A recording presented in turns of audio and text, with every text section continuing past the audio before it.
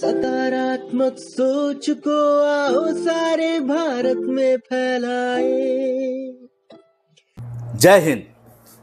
RJS PBH, RJS positive media इस वक्त Bihar museum, जो कि बिहार का गौरव है, भारत का गौरव है और एशिया में भी अपना स्थान रखता है, बिल्कुल हाईटेक बिहार म्यूजियम बना हुआ है। पहले पटना संग्रहालय वो अभी भी है, उसके साथ साथ ये जो नया बिहार म्यूजियम है, ये अपने आप में किस तरह से देश और विदेश के पर्यटकों को जब भी बिहार में और खास करके पटना में आते हैं तो पटना की जो हृदय स्थली है, ये जो बेली रोड है, जो कि जवाहरलाल नेहरू पथ के नाम से भी जाना जाता है, तो यहाँ पर आकर वो म्यूजियम का भ्रमण कर सकते हैं। बहुत बड़े वर्ग मीटर में ये म्यूजियम बना हुआ है और बिहार की पूरी सभ्यता को यहाँ पर दर्शाया गया है। प्रदर्शनियां हैं, गैलरीज हैं, इतिहास किस तरह से दर्शाया गया है, किस तरह के शिलालेख हैं यहाँ पर, यहाँ किस किस तरह के कार्यक्रम होते हैं, बताया गया कि यहाँ पर ऑडिटोरियम भी है और कई तरह के कार्यक्रम होते हैं। अभी बिनाले यहाँ पर चल रहा है। इस अवसर पर हम जो है बातचीत कर रहे हैं बिहार संग्रहालय के महानिदेशक श्री अंजनी कुमार सिंह जी से। तो आइए चलते हैं और जानते हैं सबसे पहले कि इस तरह की कल्पना बिहार, जब पटना संग्रहालय था उसके बाद बिहार संग्रहालय की परिकल्पना का उद्देश्य क्या था, यहीं से शुरू करते हैं। बिहार का इतिहास देश का इतिहास है जी सर। और बिहार की राजधानी जब आज जो पटना है, जब देश की राजधानी थी पाटलिपुत्रा के नाम से, उस समय का हिंदुस्तान आज के हिंदुस्तान से बड़ा था और उस बिहार में मौर्य काल, गुप्त काल, बहुत सारे शासन काल हुए हैं जिसमें कला, संस्कृति, सभ्यता ऊंचाई तक गई है।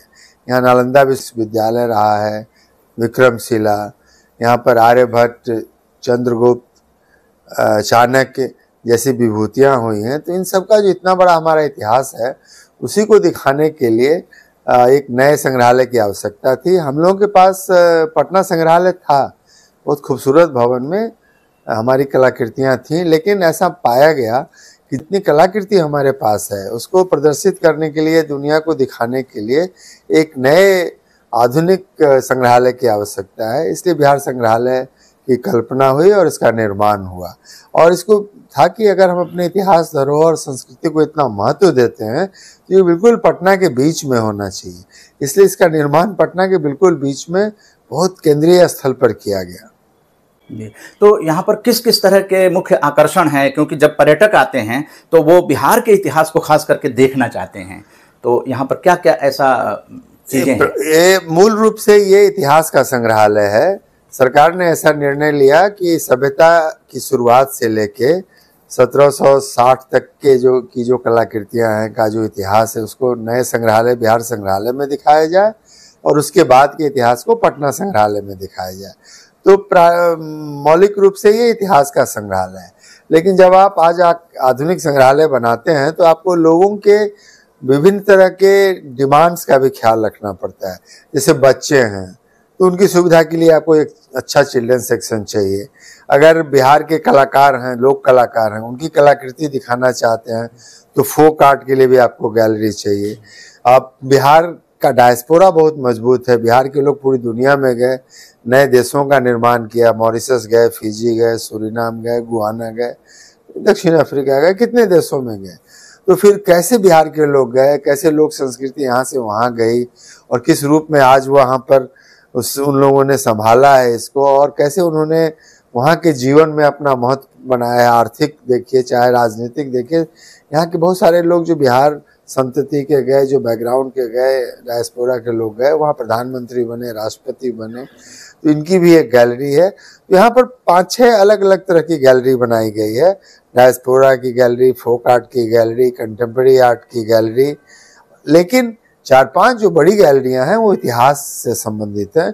उसमें आपको भगवान बुद्ध, सभ्यता किससे शुरुआत करिए, पाषाण काल में बिहार कैसा था, और फिर उससे बढ़ते हुए फिर आइए, फिर भगवान बुद्ध का समय है, अशोक का समय है, उससे गुजरते हुए फिर आप नालंदा का खंडहर का पूरा आप देख सकते हैं यहाँ पर, और जो भी उसके बाद इतिहास में बढ़ते चले जाइए। और 1750-60 पे उसके बाद फिर आपको मध्यकालीन इतिहास आपको मिलेगा यहाँ पर देखने का। तो ये काफी एक कहानी के रूप में हम लोगों ने बिहार संग्रहालय में सारी चीजों को प्रदर्शित किया है। तो हमारा स्टाइल जो है स्टोरी टेलिंग का है। यहाँ केवल हम चाहते हैं कि हमारे जो दर्शक आए, जो भी पर्यटक आए, वो आनंदित होके इसको देखें और जो भी जानकारी प्राप्त करें वो हंसते खेलते प्राप्त करें। जी, तो उसमें किस तरह की वैरायटीज है? जैसे कि बहुत सारी चीज़ें शिलालेख में होंगी, तो क्या कुछ राइटअप में हैं, लिखी हुई जैसे होती हैं, और क्या पेंटिंग के द्वारा उसको नहीं, ये सबको मिला जुला रूप है। यहाँ पर तो आपको स्कल्पचर्स भी मिलेंगे, पेंटिंग्स भी मिलेगी, और हम लोगों ने कहीं कहीं लोगों को समझाने के लिए इंटरेक्टिव भी किया है कि अगर आप विस्तार में जानना चाहते, अगर आप सामान्य जानकारी चाहते हैं तो वहाँ जो लिखा है उसको आप पढ़ लीजिए, लेकिन अगर आप उसके विस्तार में जाना चाहते हैं तो आप एक इंटरेक्टिव हमारे पास सिस्टम है वहाँ पर, जहाँ पर आप और जानकारी प्राप्त कर सकते हैं। आप मान लीजिए, जैसे उदाहरण के लिए शिलालेख, पहले जो पत्थरों पर चित्रकारी होती थी उसको जानना चाहते हैं, तो हमारा कैमूर का जो इलाका है वहाँ पर इस तरह का शिलालेख या चित्र मिलता है। तो चित्र में अगर आप डिफरेंट क्षेत्र का जानना चाहते हैं वो मिलेगा, किस चीज़ों का चित्र बनाते थे वो मिलेगा, किस तरह का रंग यूज होता था। तो अगर आप डिटेल में जानना चाहते हैं तो आपको वहाँ जानकारी बढ़ती जाएगी। नालंदा के बारे में आपको देख के लगेगा कि हम लोगों ने नालंदा को रिक्रिएट किया है, लेकिन नालंदा में आप जानना चाहते हैं कि मंदिर कैसा था, मंदिर के अंदर क्या था, किस तरह से पूजा होती थी, बच्चों की पढ़ाई कहाँ होती थी, लोग रहते कहाँ थे, तो ये सारा चीज़ आप डिटेल में भी जान सकते हैं और एक उसकी झलक भी जान सकते हैं। अगर आपका समय कम है तो जो बाहर वहाँ दर्शाया हो उसको आप देख लीजिए, अन्यथा इंटरेक्टिव मॉडल जो हम बने हुए उसको आप देख के आप अंदर जा सकते हैं। जैसे हमारा बहुत मुंडेश्वरी का मंदिर है, कैमूर में है, तो मंदिर को हम लोगों ने रिक्रिएट कर दिया है। तो आपको लगेगा कि पुजारी आता है और पूजा हो रही है, वास्तव में आप उसके हिस्सेदार बन जाते हैं। तो नए तकनीक का यूज करके एनिमेशन के द्वारा, हाँ, एनिमेशन है, प्रोजेक्शन है, इंटरेक्टिव मॉडल्स हैं, तो कई तरह की चीजें जो आधुनिक तरीके हैं, लेकिन हम लोगों ने तकनीक का सहारा वहीं लिया है जहां लोगों की जानकारी में उससे सुविधा होती है। केवल तकनीक के लिए तकनीक का प्रयोग नहीं किया है, लेकिन उनके अनुभव को अगर बढ़ाता है तो हम लोगों ने तकनीक का प्रयोग किया है। तो एक सामंजस्य मिलेगा जिसमें आपको स्कल्पचर भी है, पेंटिंग भी है, ऑडियो भी है, विजुअल भी है, इंटरेक्ट सारी चीजें, प्रोजेक्शन है, एनिमेशन है, सब है। विनय कुमार सिंह जी, आपने इस तरह से जो चीज़ें मानव सभ्यता से लेकर के आप बता रहे हैं, और किस तरह से आधुनिक युग में किस तरह से म्यूज़ियम का जो बदलाव है वो लोगों के सोच को परिवर्तित कर सकता है, या लोग जब देखते हैं तो उनको किस तरह की विचारधारा का बिहार म्यूजियम में प्रभाव पड़ता है? नहीं, बहुत अच्छा प्रश्न है। देखो, पहले जो म्यूजियम होता था उसको लोग जादूघर बोलते थे। क्या होता था, एक बड़ा भवन होता था जिसमें कुछ स्कल्पचर, कुछ पेंटिंग रखी हुई होती थी और लोग जाते थे, देखते थे। लेकिन आज का जो संग्रहालय का जो कंसेप्ट है वो आपका बिल्डिंग और आपका कलेक्शन लोग कितनी बार देखने आएंगे, 1 बार आएंगे, 2 बार आएंगे, 3 बार आएंगे। तो बिहार संग्रहालय का जो मॉडल है, जिसको बहुत लोग इस मॉडल पे जा रहे हैं, हम लोगों ने शुरू से ये ध्यान रखा कि अगर इसको हम एक सांस्कृतिक केंद्र के रूप में डेवलप करते हैं तो हमारा भवन तो है ही, हमारी कलाकृतियां तो है ही, लोग उसके लिए आएंगे ही आएंगे, लेकिन अगर हम सांस्कृतिक गतिविधियां करते रहते हैं अगर लगातार, तो समाज के विभिन्न तरह के लोग हमसे जुड़ते रहेंगे और बार बार हमारे संग्रहालय में आएंगे। मान लो हम बच्चों के लिए कार्यक्रम करते हैं, महिलाओं के लिए करते हैं, आर्टिस्ट के लिए करते हैं, हम टॉक कराते हैं, हम फिल्म दिखाते हैं, हम परफॉर्मिंग आर्ट करते हैं, हम विकलांग व्यक्तियों के लिए कार्यक्रम करते हैं, तो समाज के विभिन्न तरह के लोग आते रहेंगे और पूरे साल आपके यहाँ गतिविधि होती रहेगी। अगर आप गतिविधि लगातार नहीं करते रहेंगे तो आपका संग्रहालय जिंदा नहीं रह सकता है। आज अगर आपको जिंदा रखना है तो इसको सांस्कृतिक केंद्र के रूप में ही रखना पड़ेगा। जी, अलग अलग वर्गों के लोगों को आप बुलाते हैं, लेकिन जो संग्रहालय का महत्व है वो लोगों तक क्या पहुंचाना चाहते हैं कि संग्रहालय क्यों जरूरी है, उन्हें देखना, विजिट करना, अगर किसी मुल्क को जानना चाहते हैं या किसी राज्य को जानना चाहते हैं तो संग्रहालय जरूर पर्यटकों को आना चाहिए। ये हम लोग का मुख्य उद्देश्य है। आप मेरा लोगो भी देखिएगा, उसमें भी ये चीज है कि हम अपने इतिहास से अपने प्रेरणा ले रहे हैं। बरगद को ऐसा लगता है जैसे आपने बरगद को, और बरगद है और वहाँ शिरोरेखा है जो बता रहा है कि हम इतिहास में गहराई से ले रहे हैं और उससे प्रेरणा ले रहे हैं कि जब यही प्रदेश, यही जगह इतना विकसित था, दुनिया में जाना जाता था, नालंदा में दुनिया से लोग पढ़ने आते थे, तो ये जगह जब हजारों साल पहले जब उस स्थिति में था, कला संस्कृति और साहित्य उस स्तर तक पहुंच गया था, तो क्यों नहीं हम वहां पहुंच सकते हैं आज आधुनिक जीवन। तो वास्तव में प्रेरणा लेने के लिए जो अपना इतिहास और गौरव दिखाते हैं, उसका उद्देश्य है कि आप इससे प्रेरणा लें और आगे बढ़ें। जी, तो अब नया क्या उसमें हो रहा है? ये जो बिनाले बाई एनुअल जो प्रोग्राम चल रहा है बिहार म्यूजियम में, जो कि अगस्त से शुरू होकर 7 अगस्त से शुरू होकर और सितंबर तक है, तो इसका क्या उद्देश्य है? और ये क्या पहला बिनाले है या इसके बाद, इसके पहले? देखिए, दुनिया में कला के लिए आर्ट के कई बिनाले होते हैं, आर्ट के, आर्किटेक्चर के, तरह तरह के बिनाले दुनिया में बहुत जमाने से होते हैं। लेकिन दुनिया में कोई इस तरह का प्लेटफॉर्म नहीं था जहां पर दुनिया के संग्रहालय आए, अपने कलाकृतियों को, अपने इतिहास को एग्जीबिशन के रूप में लाएं और वहाँ के विद्वान आए और संग्रहालय और कला संस्थानों की जो समस्या है उस पर आपस में बात विवाद करें, विचार विमर्श करें और एक दूसरे से सीखें। तो एक प्लेटफॉर्म की जरूरत थी, तो हमने बिनाले के रूप में, ये संग्रहालय का बिनाले है, अंतर तो प्रमुख अंतर यही है, और ये तीसरा संस्करण है। हम लोगों ने 2 संस्करण पहले किए हैं। पहला ये शुरू हुआ था 2021 में, तो वो कोविड के कारण वर्चुअल रूप में करना पड़ा। दूसरा 23 में हुआ, जिसमें G20 का आर्ट एग्जीबिशन भी हम ही लोगों ने किया और उसमें 10 से ज़्यादा देश आए थे। G20 वाले में तो 29 देश आए थे। और इस बार जो तीसरा संस्करण है, ये विशेष संस्करण इसलिए है कि हम लोग ये प्लेटफॉर्म केवल ग्लोबल साउथ के जो देश हैं, अफ्रीका के, लैटिन अमेरिका के, एशिया के, इन देशों के संग्रहालयों को, कला संस्थाओं को आमंत्रित किए हैं कि उन लोग अपनी संस्कृति लेके आएं, अपनी सभ्यता दिखाएं, अपना कलाकृतियों को दिखाएं, एग्जीबिशन लाएं। वहाँ के विद्वानों को बुलाया गया कि हम लोग आपस में बातचीत करें कला पे, संग्रहालयों की समस्या पे और कैसे उसका निदान किया जा सकता है। फिर हम लोगों ने सांस्कृतिक कार्यक्रम इन देशों के बुलाए। तो फायदा ये है कि बिहार और देश के लोग इन देशों की संस्कृति जान पा रहे हैं और उन देशों के लोग को एक प्लेटफॉर्म मिल रहा है और वो हिंदुस्तान से जुड़ रहे हैं। और सबसे मुख्य होता है कि भारत के भविष्य बच्चे होते हैं और बच्चों को पुस्तकों के माध्यम से भी संग्रहालय के बारे में बताया जाता है, लेकिन साक्षात अगर यहाँ देखकर तो एजुकेशन पॉइंट भी इसमें निर्भर करता है। तो बच्चों के लिए मुख्य आकर्षण बिहार म्यूजियम में क्या क्या है? बिहार संग्रहालय में सबसे लोकप्रिय जो भाग है वो चिल्ड्रन सेक्शन ही है, क्योंकि यहाँ एक और भी बड़ा अंतर हम लोगों ने जब बनाया था उसी समय ध्यान रखा। हम चाहते हैं कि हमारे बच्चे चीज़ों को छू कर देखें, एक्सपीरियंस करें, उसके साथ खेलें और उसके खेल खेल में समझें। उस सेक्शन में म्यूजियम में नॉर्मली बहुत जगह रहता है डोंट टच और लोग रोकते हैं किसी चीज़ को छूने के लिए, लेकिन हमारे जो चिल्ड्रन सेक्शन बना है वो इसी हिसाब से बनाया गया है कि बच्चे छुएं, देखें। तो उस अभी आप जाइएगा बिहार संग्रहालय में देखिएगा तो दो एग्जीबिशन बच्चों के संग्रहालय में जो हिस्सा है उनका वहीं पे लगाया गया है और बच्चों को प्रोत्साहित किया जाता है कि आप देखिए, छूजिए, कंप्यूटर देखिए, वीडियो पर खेलिए, वहाँ किताब है उसको पढ़िए।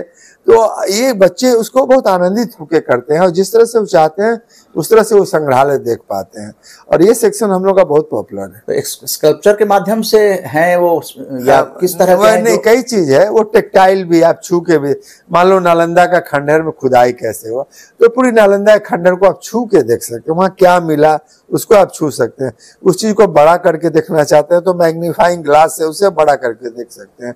खुदाई में कैसे चीजें मिली उसको आप देखना चाहते हैं तो आपको अगर आज खुदाई करेगा तो क्या मिलेगा, 100 साल पहले क्या मिलता, 500। तो बच्चों की जो कल्पनाशीलता है उसे ख्याल रखते हुए हम लोगों ने उसको डिजाइन किया है और उसको छू के देख सकते हैं। जी, ये तो बहुत ही अच्छे आकर्षण की चीजें हैं। इसके अलावा जो म्यूजियम है वहां पर लोग जो है वो इसको टच स्क्रीन के माध्यम से या वो पर्टिकुलर कोई चीज देखने आना चाहते हैं, खास करके इंडियन डायस्पोरा के लोग पर्टिकुलर या फिर रिसर्चर आते हैं, शोधार्थी आना चाहते हैं, तो पर्टिकुलर चीज़ों को वो देखना चाहते हैं, ढूंढना चाहते हैं, पूरा म्यूजियम नहीं देखना चाहते हैं।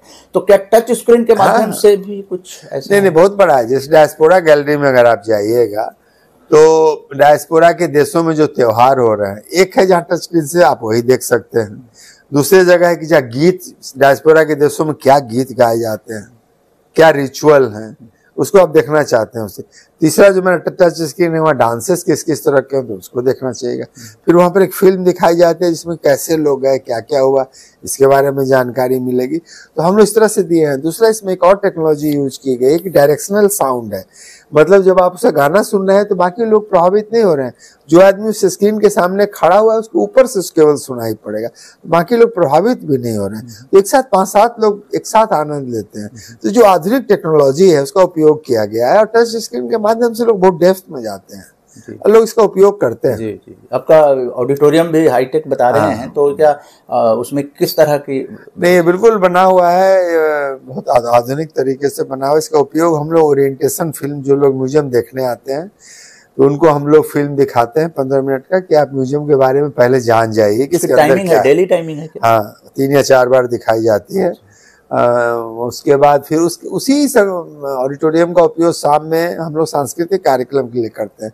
मान लीजिए किसी का व्याख्यान कराना है या किसी का गायन कराना है या पुस्तक का विमोचन कराना है, तो उसको 5 बजे जब म्यूजियम बंद हो जाता है तो फिर उसका उपयोग हम लोग ऑडिटोरियम का सांस्कृतिक कार्यक्रमों के लिए करते हैं। हमारा मूल उद्देश्य है कि हम इसको सांस्कृतिक केंद्र बनाना चाहते हैं, लोगों से जोड़ें। हाँ जी जी, इसलिए हम गतिविधि बहुत करते हैं। जी जी जी।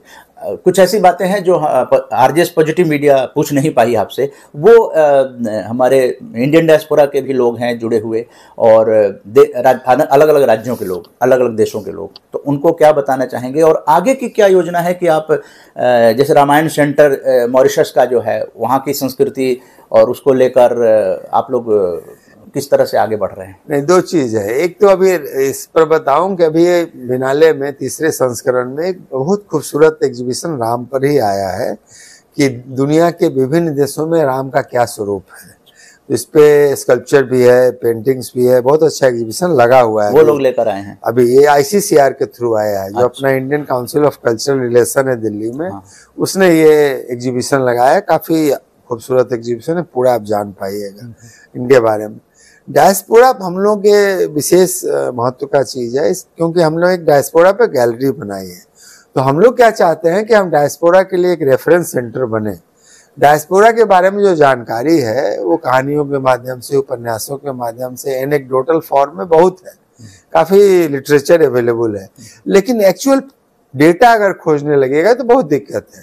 तो हम लोगों ने एक रिसर्च टीम लगा के काफी बड़ा रिसर्च कराया है कि बिहार के लोग किस जिले से गए, कब गए, किस जहाज से गए, किस देश में गए, तो पूरे चीजों को दिखाने के लिए जो भी फैक्चुअल, क्योंकि हम रेफरेंस सेंटर बनना चाहते हैं डायस्पोरा के लिए, तो हम चाहते हैं कि संग्रहालय जो जानकारी दे वो काफी सोचा जांचा हुआ हो और सच्चा जानकारी हो, तो और रेफरेंस सेंटर बनने के लिए जरूरी है। तो हम लोग करीब पिछले 1 साल से रिसर्च करा रहे हैं और एक किताब लेके अभी हम लोग आ रहे हैं जिसमें सारी जानकारी होगी, और जो अपने डायस्पोरा के देश हैं उनके साथ हम लोग जुड़ने की कोशिश कर रहे हैं। अभी बिहार संग्रहालय एक बहुत खूबसूरत एग्जीबिशन सीता पे बना के गुआना लेके गया था। तो हम जहाँ, क्योंकि वहाँ बिहार बैकग्राउंड के काफी लोग गुआना में गए, बसे, और वहाँ अभी भी रामायण, रामलीला ये सब करते हैं, तो हम लोग एक एग्जीबिशन लेके गए जो वहाँ काफी लोकप्रिय हुआ। इसी तरह मॉरिशस से हम लोग कार्यक्रम करते हैं, तो डायस्पोरा से हम लोग जुड़ते हैं और डायस्पोरा के लोग भी यहाँ आते हैं। तो हम लोग चाह रहे हैं कि हमारी जो एक रिसोर्स सेंटर हो जाए, एक रेफरेंस सेंटर हो जाए, जहाँ लोग आए और जानकारी प्राप्त करें। जी, मॉरिशस में तो रामायण सेंटर विश्व सम्मेलन 2026 में कराने जा रहा है, तो कैसे आप जुड़ते हैं उनसे? जैसे हम लोग देखो, मॉरिशस पहले गए, मुख्यमंत्री जी के साथ एक बहुत बड़ा दल गया था, मैं भी उस समय उस कार्यक्रम में था, और काफी बड़े रूप में गए हैं।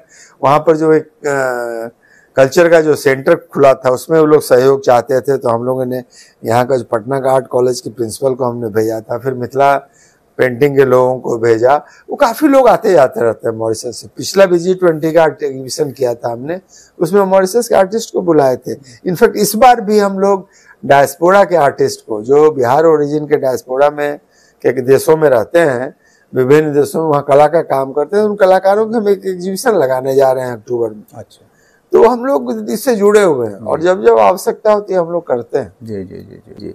तो अंत में हम लोगों का जो ये पॉजिटिव मीडिया, नहीं, अच्छी बात है आप लोगों का सकारात्मक। सबसे पहली बात तो है कि आजकल सकारात्मक कार्य करना अच्छी चीज है और इस तरह का कार्य होना चाहिए, और इस तरह का कार्य जितना बढ़ेगा उतना अच्छा होगा। और खासकर कला संस्कृति साहित्य के क्षेत्र में तो जरूर अच्छे जो काम हो रहे हैं उसको फैलाना चाहिए। आपको इस तरह के काम करने के लिए बहुत बहुत बधाई। जय हिंद। बिहार को अगर देखना है, जानना है, समझना है तो बिहार म्यूजियम आना पड़ेगा। Doctor Ajit Bahadur Singh, farmer professor and head department of surgery, PMCH Patna, visited museum with the guide as informed by Anjani Kumar Singh, IAS of the Bihar Civil Service. Found the Bihar Museum excellent. Thank you. Dr. Saroj Singh from Kankarbar visited the museum, and thanks to Anjani Babu for his excellent performance and his excellent IQ also. He has really labored hard, and it is a very unique museum. I have just visited one portion, and that is the mask portion, and that is really very excellent and unique. यहाँ विनाले लगा हुआ है जो कि exhibition of Ethiopia का दर्शाया गया है। इंडोनेशिया और भारत के कल्चर को दर्शाया गया है, दोनों के समागम को दर्शाया गया है, जो एक बहुत ही सुंदर चित्रण प्रस्तुत करता है बिहार का, भारत का और भारत के बाहरी देशों का। बिहार में हम लोग प्रदर्शन देख पा रहे हैं, हमारे बच्चे इसको समझ पा रहे हैं। ये बहुत ही नॉलेजेबल है, और अगर उसके बारे में जो पूरी चीज़ें दी गई हैं, वृतांत जो लिखा गया है उसको पढ़ा जाए तो उससे हमारा ज्ञान बहुत ही ज़्यादा वृद्धि होगी, और बहुत अच्छी चीज़ है। मेरा नाम विकास कुमार है, अक्सर लोग मुझे राम भैया के नाम से जानते हैं। मैं समस्तीपुर का रहने वाला हूँ, बिहार से ही हूँ, और मैं भी अंदर से देख के आया हूँ। जैसे बिहार की संस्कृति को दिखाया गया है, जैसे बिहार के प्राचीन सभ्यता को दिखाया गया है, जैसे बिहार के लोक नृत्य को, संगीत को बहुत अच्छा तरह से डिस्क्राइब किया गया। यहाँ पे मैंने देखा, यहाँ पे अशोक, सम्राट अशोक के बारे में बताया गया बहुत अच्छा से। और जैसे कि पुरातत्व में जो खुदाई हुई है, जैसे कि बहुत सारे हथियार हैं, बहुत सारे वो मानव के स्कल्पचर हैं, बहुत सारे, मतलब इतना बखूबी से दिखाया गया। क्या कहूँ बिहार के बारे में, यहाँ आके बिहार की पूरी जानकारी मिलती है हमें कि बिहार क्या है, बिहार कैसे है। बिहार के इतने बड़े बड़े जो सम्राट थे उनके बारे में यहाँ बताया गया। बिहार बहुत सुंदर है, बहुत सुंदर। हम तो मानते हैं कि बिहारी होने पे हमें गर्व है, इतना कुछ दिखाया गया अंदर में। और जैसे कि मैं जब लास्ट कर रहा था यहाँ पे, तो कुछ वहाँ के आदमियों ने बताया हमें कि यहाँ पे देना होता है, डिस्क्रिप्शन देना होता है कि आपको कैसा लगा गैलरी। तो मैंने वहाँ पढ़ा कि बहुत सुंदर है, बहुत सुंदर। और जहाँ पे यहाँ की व्यवस्था बहुत खूबसूरत। यहाँ पर देखिए कि इंस्टीट्यूट के बच्चे आए हुए हैं और काफ़ी डिसिप्लिन के साथ जो है बिनाले को देख रहे हैं। I am from DPS Nalanda, Nusrai, and I read in class 7A. In this Binale, We have seen many pictures and historical things. Myself Prasenjit from DPS Nalanda. We are here for enjoy the educational trip. It will enhance the creativity and it will reduce the boredom of the students. There are approx 400 students from our branch DPS Nalanda, and we are today very excited, extremely excited to have a golden chance. First of all, I would like to offer special thanks to the management to arrange such opportunity to visit and explore the ancient things, historical events and culture of our country. I have observed many antique things. Students are also very excited to have the chance of getting explore the things. They are also watching the antique things that will enhance their knowledge about history and our cultural heritage. Thank you all of you. अगर बच्चे इस gallery में आते हैं तो इस तरह से नागराज का भी दर्शन करते हैं। कई बार क्या है कि बच्चे देख नहीं पाते हैं, लेकिन बिहार म्यूज़ियम में बच्चों के लिए इस तरह की जो शैली है वो विकसित की गई है। बच्चों को गरुड़ देखने को नहीं मिलता है, लेकिन जब बाल दीर्घा में आते हैं बिहार म्यूज़ियम के, तो यहाँ पर गरुड़ को भी और इसके बारे में जो जानकारी है वो भी दिया हुआ है कि हड्डियों को पचाने वाला होता है गरुड़। ये बच्चों के लिए एजुकेशनल एक तरह से चीज़ें हो जाती हैं कि ये गरुड़ आकार में बहुत बड़ा होता है, बिल्कुल एक सैनिक की तरह कवायद करते हुए चलता है। ये एक वयस्क इंसान जितना लंबा हो सकता है और विशालकाय पक्षी मृत जीवों को खाता है। इसकी पाचन शक्ति बहुत बढ़िया है। ये छोटे छोटे पक्षियों, मछलियों और मेढकों की हड्डियाँ भी हजम कर लेता है। और बच्चे यहाँ खड़े होकर जो है वो अपनी ऊंचाई नाप रहे हैं कि देखो गरुड़ के दर्शन यहाँ कर रहे हैं। ऐसे तो गरुड़ के दर्शन होते नहीं, लेकिन बच्चे तो कैसा लग रहा है गरुड़ दर्शन करके? बहुत अच्छा, बहुत अच्छा, बहुत अच्छा। पहली बार कर रहा हूँ। क्या क्या देखा? और भी बाघ का स्ट्रक्चर देखे और भी गरुड़ का स्ट्रक्चर देखे थे। हाँ, बहुत कुछ ये म्यूजियम में है।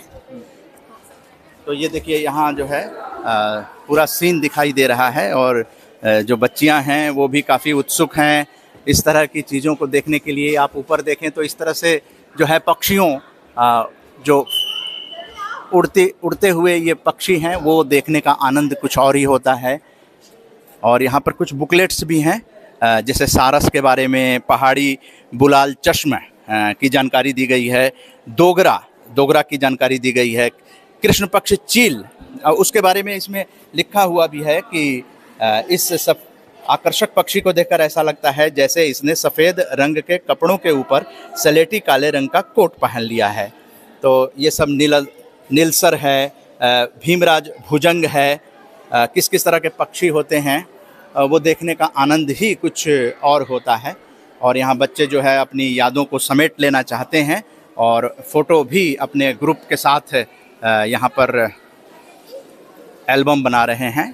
तो ये भी बच्चों को एक नया अनुभव होता है।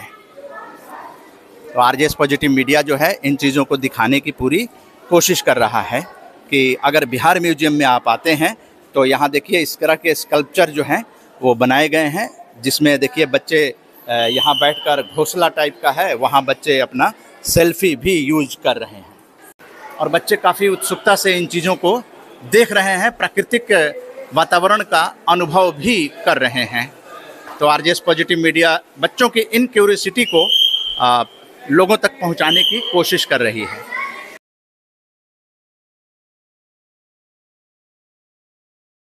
बिहार म्यूजियम ने जिस तरह से इतिहास को संजो कर रखने की कोशिश की है, ये बच्चों के लिए बहुत बड़ा आकर्षण का केंद्र हो सकता है। यहाँ पर एनिमेटेड फिल्में भी दिखाई जा रही हैं। आप देख सकते हैं किस तरह से जो है इतिहास अपने आप को यहाँ दोहरा रहा है। ये आरजेएस पॉजिटिव मीडिया ने दिखाने की कोशिश की है। और यहाँ पर आगे आप चलेंगे तो किस तरह से घोड़े पे राजा महाराजे सवारी करते थे, आप देख सकते हैं। एनिमेटेड फिल्म भी साथ में चल रही है। तो ये देखकर जो इतिहास है वो याद आते हैं, किस तरह से डोली हुआ करती थी और आज डोली पर बैठकर जो है वो अपनी तस्वीरें भी लोग याद के रूप में ताज़ा कर रहे हैं। यहाँ पर लिखा हुआ भी बहुत सारी चीज़ें हैं। सबसे पहला रुपया के बारे में, द फर्स्ट रूपी। तो ये सिक्कों की माप आप देखिए। ये आरजेएस जय हिंद के नारों से अपना देश जगाए, आरजेएस वंदे मातरम से सारी सरकार जगाए।